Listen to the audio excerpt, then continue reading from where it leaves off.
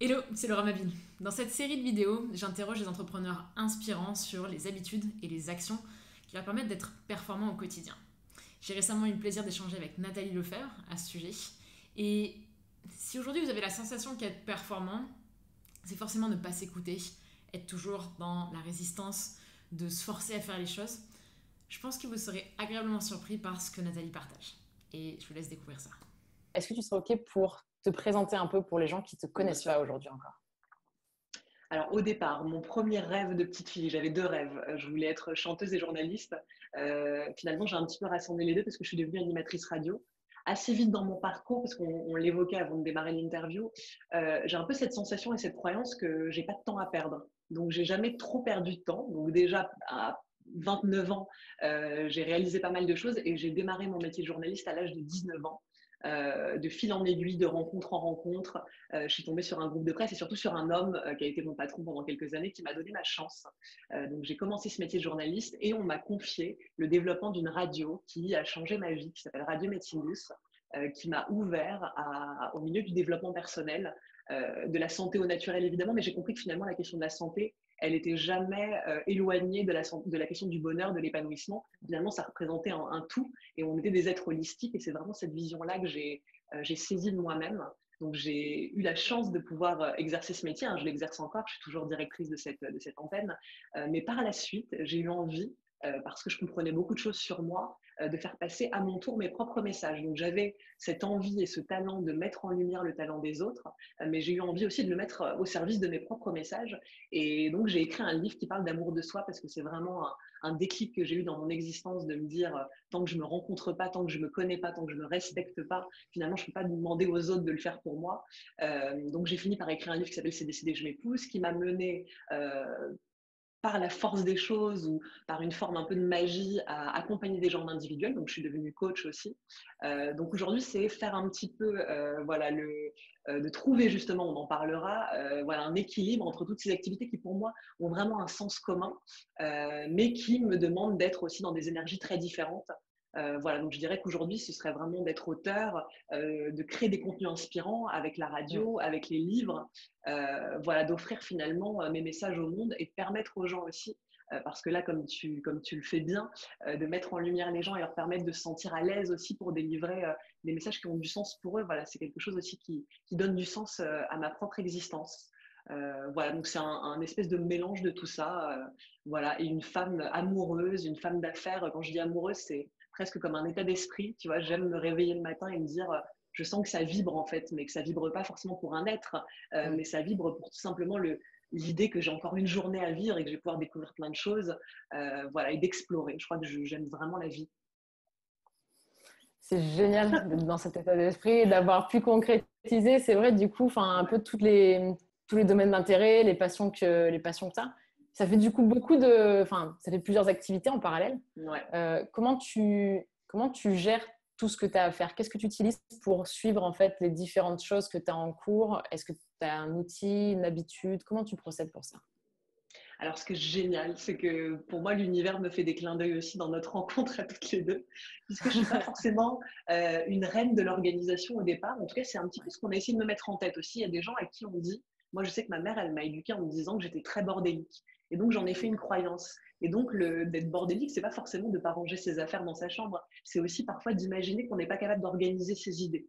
Donc, moi, j'avais cette croyance limitante sur moi-même que là, au fur et à mesure des années, je viens aussi transformer parce que je ne crois pas être une femme bordélique, je crois que je suis une femme créative et qu'en fait j'ai beaucoup d'idées qui arrivent à la fois. Parfois je peux être très mentale aussi, même si je suis très émotionnelle dans le cœur, mais je peux avoir le cerveau qui fonctionne très très vite. Donc ça a été surtout d'organiser mon espace mental. Et en fait, la radio, le fait d'interviewer des gens m'a aidé à organiser ça. Dans le sens où je prépare pas nécessairement mes émissions, mais ça me demande une concentration et donc, du coup, je pense que j'ai développé ce muscle de la concentration. Quand j'ai des gens en face de moi pendant une demi-heure, je suis focus sur eux. Et donc, ça m'a aidé à organiser vraiment une interview. C'est-à-dire que après coup, les gens me disaient, mais c'est incroyable parce que ton interview, elle va d'un point A à un point B, c'est hyper logique. Et en fait, c'est parce que je faisais confiance à mon esprit dans sa capacité à gérer la logique d'une interview sans que j'ai besoin d'avoir un truc à l'appui.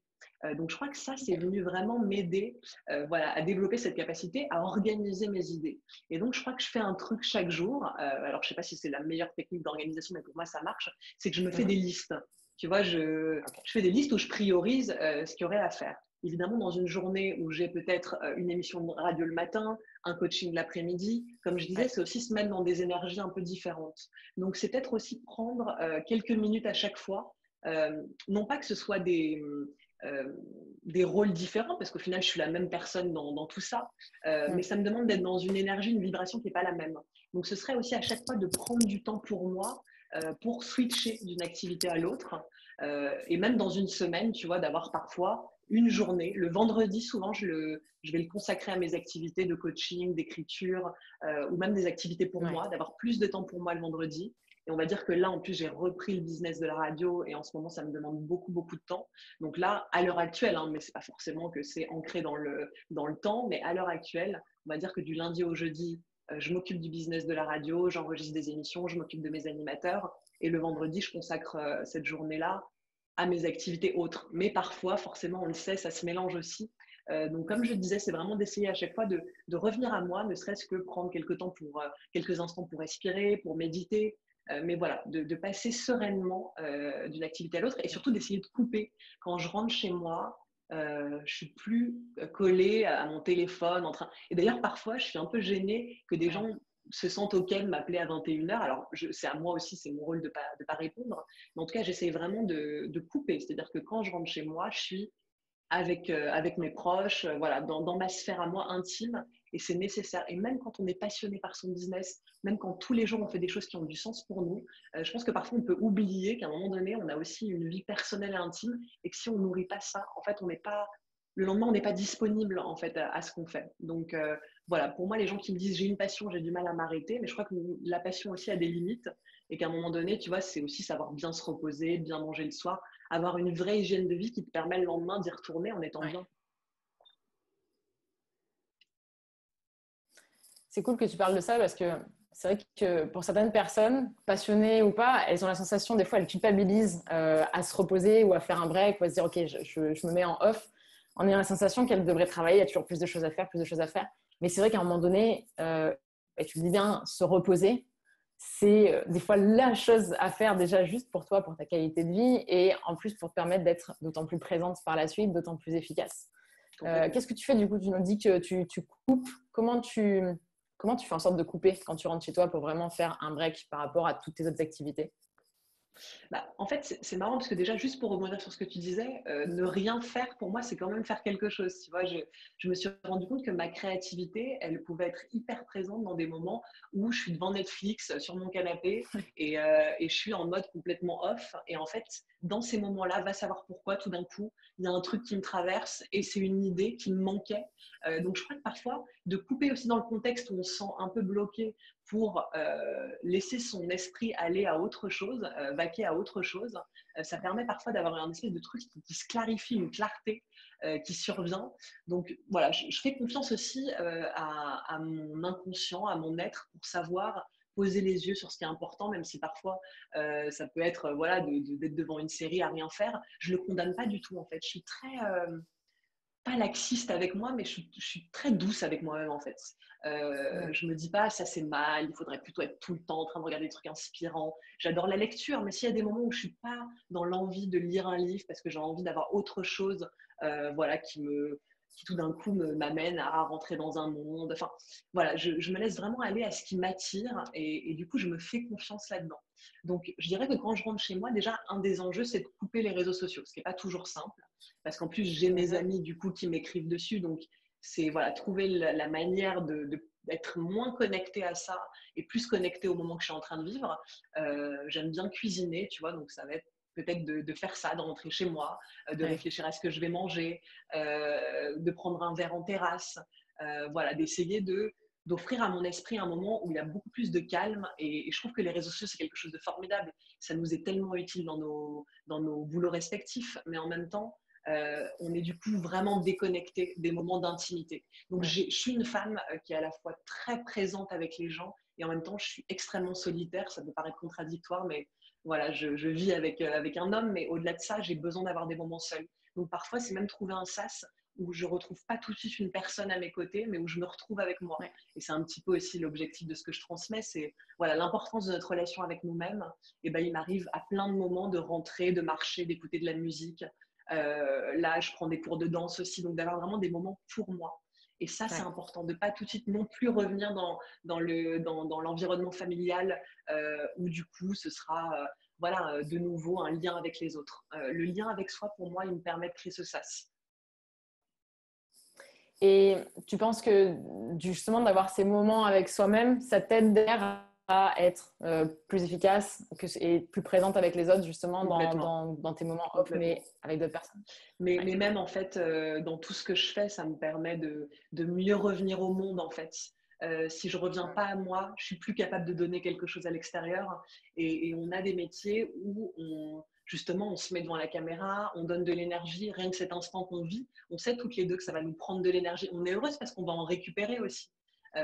Parce que la majorité du temps, on dialogue avec des gens passionnants et que c'est cool et que ça fait monter l'énergie. Mais ça en prend aussi. Donc, je crois que voilà, de revenir à soi, à sa solitude, de pouvoir voilà, juste suivre ses propres envies à soi, hein, pas forcément les envies justement, encore une fois, de la famille, du couple, mais ses propres envies à soi. Moi, ça me permet d'être beaucoup plus disponible après, mais vraiment dans ma vie, même avec mes proches. Voilà, de n'importe quand respecter ce besoin et dire là, ce soir, j'avais quelque chose de prévu, bah, je ne vais pas forcément y répondre si je sens que c'est important que je me retrouve avec moi. Donc, je suis très, très à l'écoute de ça. Et je crois que ça m'aide aussi à être vraiment disponible aux gens, en coaching, en émission radio, dans tous ces métiers, on a à sortir à l'extérieur de nous. Pour moi, de re-rentrer de nouveau à la maison, c'est en moi, tu vois, c'est pas juste dans mon appartement, c'est vraiment en moi. C'est cool que tu insistes là-dessus, parce que je pense que pour beaucoup de personnes, comme on disait, ça peut être difficile, ou elles vont peut-être avoir tendance à culpabiliser, et de mettre en lumière le fait que déjà pour toi, et je pense que c'est le cas pour beaucoup d'autres personnes, le fait d'avoir des moments où tu t'occupes de toi, où tu t'occupes avant tout de toi-même, ça te permet derrière d'être présente avec d'autres personnes et d'être plus efficace dans ton travail. Et si ça peut, justement, pour certaines personnes qui nous regardent, d'un peu creuser le sillon, en tout cas de se dire, OK, c'est pas du temps que je fous en l'air. Non, c'est du temps que, au contraire, j'emploie extrêmement bien. C'est nécessaire pour mon équilibre personnel. Ça, je pense que c'est une bonne chose.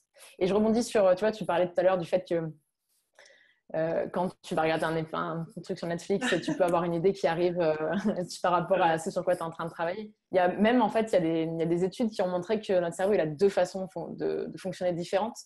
Un mode concentration, vraiment concentration, en fait, et un mode plus diffus où on pense à plein de choses, on laisse un peu vagabonder sur plein d'idées différentes. Et en fait, le mode diffus, souvent, est excellent pour trouver des solutions un peu à des problèmes, pour arriver à avoir de nouvelles idées. C'est ce qui fait que des fois, quand on est sous la douche, on a plein d'idées sous la douche. Grave. Ça peut être avant de s'endormir, ça peut être en regardant un épisode sur Netflix. Donc, c'est bien aussi de s'offrir la possibilité, effectivement, de couper par rapport à tout ce qu'on peut avoir en tête du travail et du coup, avoir plus d'idées, en fait, par la suite. Et du coup, tu disais, OK, c'est important pour toi d'avoir ces moments avec toi-même, pas seulement au niveau de ton efficacité, mais toi, c'est ce que tu prônes aussi à travers ton livre, à travers tout ce sur quoi tu communiques. Qu'est-ce qui peut, à l'inverse, venir détruire ta productivité ou ton efficacité? Est-ce qu'il y a des moments où tu te dis, oh pétard, ça y est, je suis là-dedans, je sais que ça va être très dur d'arriver à être efficace dans ce que je vais faire? C'est intéressant parce que je crois que mon entreprise ou mes entreprises, finalement, c'est moi. Donc, à partir du moment où moi, émotionnellement, je ne suis pas disponible, je ne suis pas bien, il y a vraiment des jours où il vaut mieux que je reste dans mon lit et que je m'accorde une journée entière pour justement buller, chiller, ne rien faire, plutôt que de me forcer. Parce qu'en fait, je me rends compte que vraiment, les entreprises que je mène, c'est comme un corps vivant et que tout ça, ça se base à partir de moi. Donc, nous, en tant que femmes, on est cyclique, on a des moments où on est moins disponible à pouvoir justement se mettre en lumière, etc.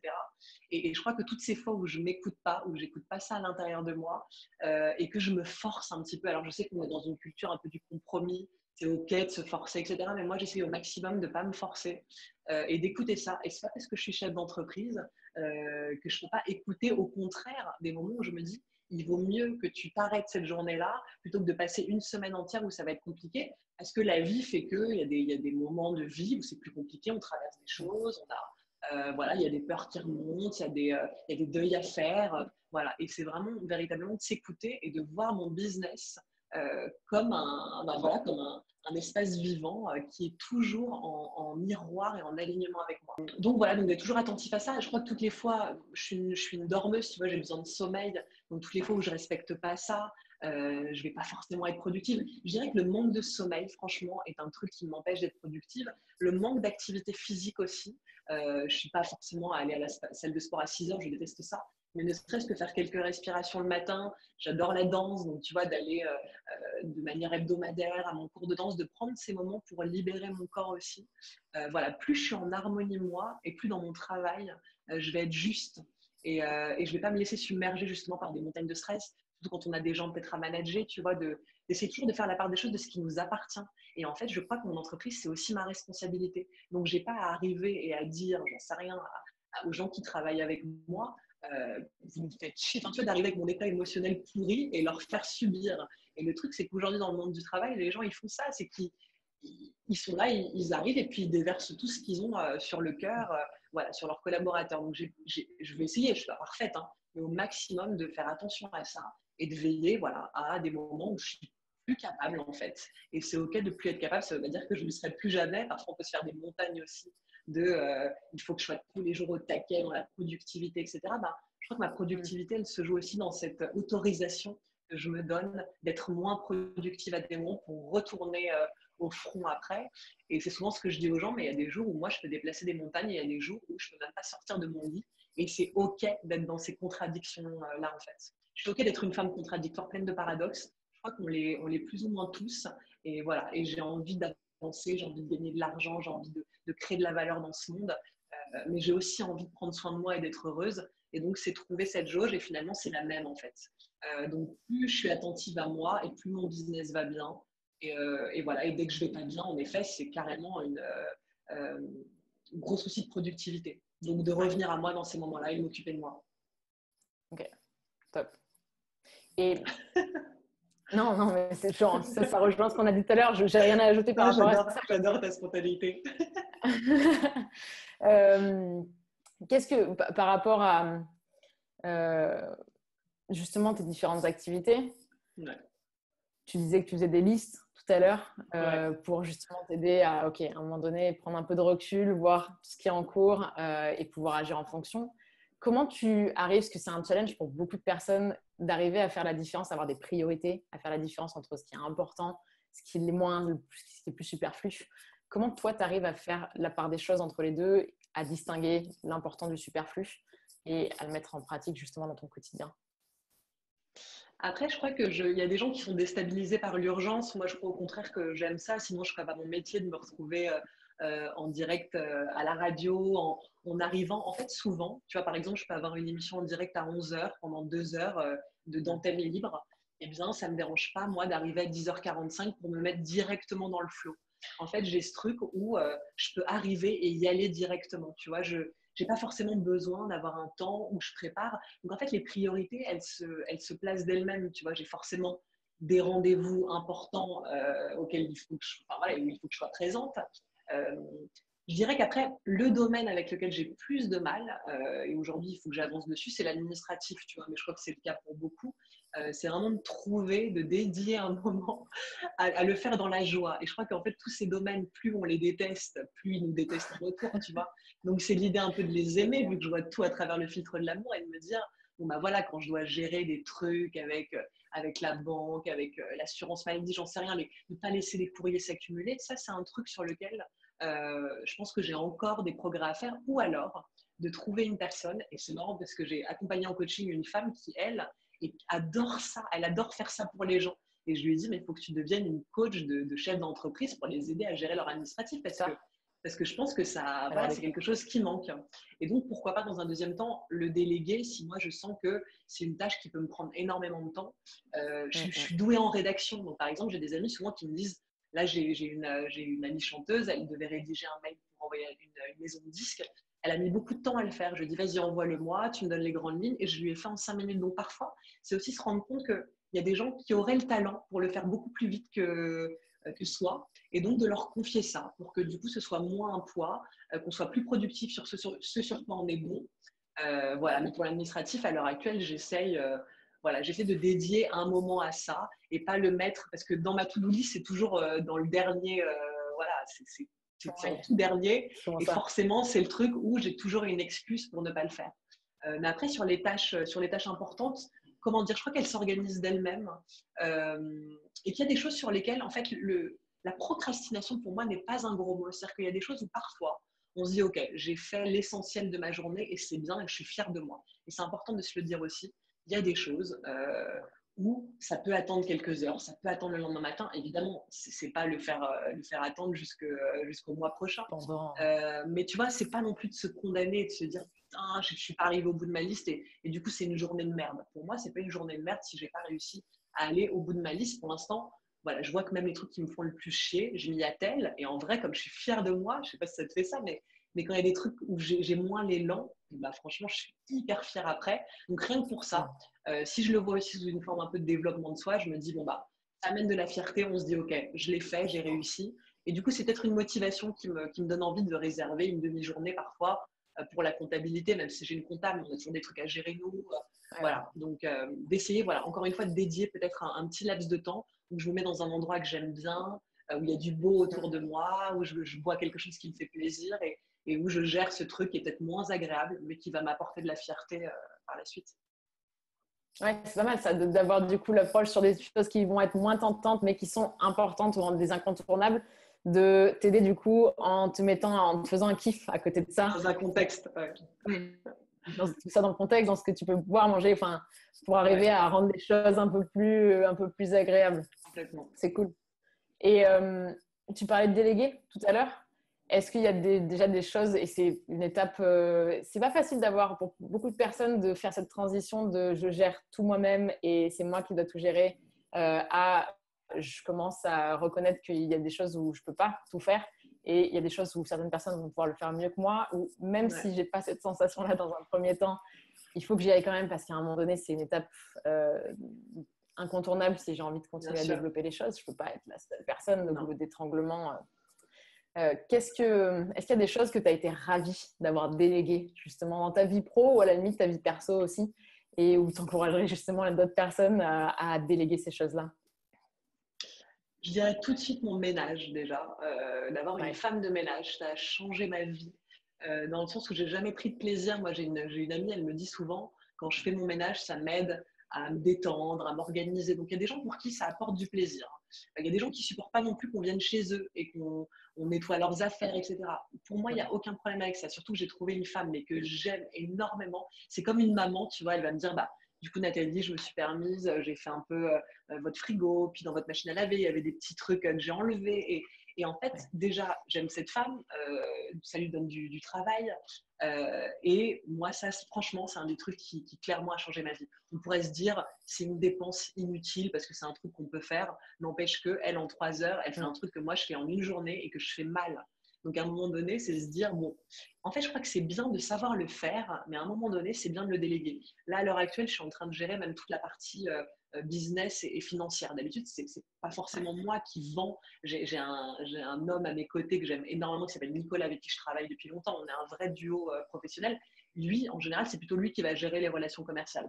À l'heure actuelle, je suis un peu plus en train de m'y coller, mais pour que dans un deuxième temps, on puisse le confier. Mais que moi, j'ai toujours peut-être un lien aussi avec les annonceurs, avec les mecs, parce que forcément, le business, c'est moi qui l'incarne. Donc, je crois que c'est bien, comme tu le disais, au début, de sentir qu'on est capable de le faire, mais dans un deuxième temps, de se dire, bon, déjà, c'est peut-être pas notre tasse de thé, il y a des gens qui le feraient mieux, plus vite, et donc de pouvoir le déléguer au fur et à mesure. La comptabilité, bien sûr que je suis pas fan en même temps, de savoir lire un tableau financier, de savoir faire un business plan, c'est important quand on veut devenir une personne de business. Donc, c'est trouver ce juste milieu entre je sais un peu le faire, mais ça me fait chier, donc très vite, je vais faire en sorte de pouvoir le confier et me consacrer à ce qui a du sens pour moi. Et pour aller dans ce sens-là, j'ai lu un truc récemment qui illustre bien ça, c'est l'approche en fait de l'entrepreneur, c'est d'arriver idéalement à te plonger dans des nouveaux sujets, les maîtriser à 80%, juste assez en fait pour pouvoir trouver la bonne personne, le déléguer, la personne qui va elle les gérer vraiment à 100% de ses capacités, et toi passer à autre chose. Parce que si tu veux continuer à évoluer, à un moment donné, tu ne peux pas faire tout le temps les mêmes choses, tu es obligé d'évoluer toi-même dans ce que tu fais. Et cette approche de, OK, je maîtrise le truc à 80%, je le délègue à quelqu'un qui va pouvoir le gérer à 100%, et moi, je passe à l'étape suivante pour arriver à faire avancer les choses. Carrément, mais c'est ça, c'est ça. Écoute, merci beaucoup déjà pour ce temps que tu nous as consacré, Nathalie, et pour cool. du coup cet insight sur toi, ta façon de voir les choses, avec justement beaucoup d'équilibre, s'écouter soi-même, s'accepter. Où est-ce que les personnes qui nous regardent peuvent te retrouver sur Internet si elles veulent en savoir plus sur toi? Alors, on peut m'écouter sur Radio Médecine Douce, mais pas que moi, du coup, beaucoup d'animateurs passionnants. C'est www.radiomédecine12.com. Il y a une application pour smartphone aussi pour télécharger. J'ai toute mon activité de coach et de conférencière et d'écrivain donc sur cdcidejemépousse.com. Mais après, je dirais sur les réseaux sociaux en général, je suis très présente. Donc on retrouve un peu Nathalie dans tout ce qu'elle fait et dans tout ce qu'elle est. Autant d'ailleurs hier avec mes potes quand on chantait, qu'on buvait du champagne en story, que dans ma vie professionnelle quand je suis dans mes studios. Voilà, donc je dirais les réseaux sociaux et puis après qui ramènent à tout ce que je peux faire et entreprendre. J'étais heureuse de partager ce moment avec toi, Laura. Très heureuse moi aussi, puisque quand on s'est rencontrés très brièvement, on n'avait pas eu l'occasion d'échanger. Donc là, c'est l'occasion un peu de rattraper ce moment-là. Et merci pour tout ce que tu nous as partagé. À bientôt. Si cette interview vous a plu et que vous aimeriez être plus performant pour cartonner dans votre travail tout en profitant de votre vie, je vous invite à télécharger mes 4 hacks pour décupler votre productivité en cliquant sur le lien dans la description. Ce sont les 4 hacks qui ont eu le plus d'impact dans ma vie et qui sont aujourd'hui à la base de ma façon de m'organiser, qui me permettent d'être efficace au quotidien. Et ils vous aideront à faire la même chose si vous les mettez en pratique. Vous pouvez les télécharger en cliquant sur le lien dans la description. Et sur ce, merci d'avoir regardé cette vidéo et je vous dis à très vite.